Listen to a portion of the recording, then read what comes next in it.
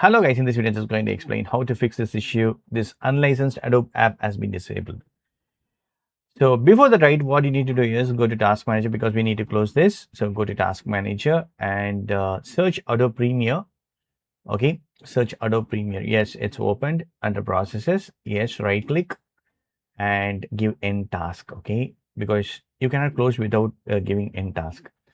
So also check, okay, anything Adobe Creative Cloud is opened here, okay, on this taskbar menu. Nothing is opened. And also I'm searching some Adobe Creative Cloud processes, which is hindering to in the task. Next thing, I'm going to disconnect the Wi-Fi connections or the Ethernet connections, okay, whichever you connected. For example, I have connected through Ethernet, even though I'm just disabling this Wi-Fi. And next thing, I am going to disable this Ethernet connections. Next thing I'm going to disable this network and internet settings.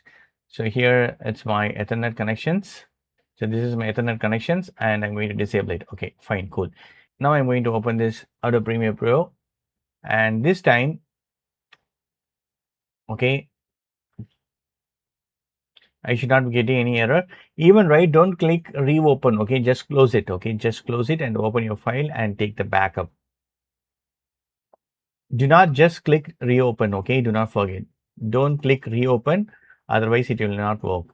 So that's it, friends. Hope this video is very much helpful. Thank you so much for watching. Please put a comments and feedback to me. Thank you. Bye. Take care, friends.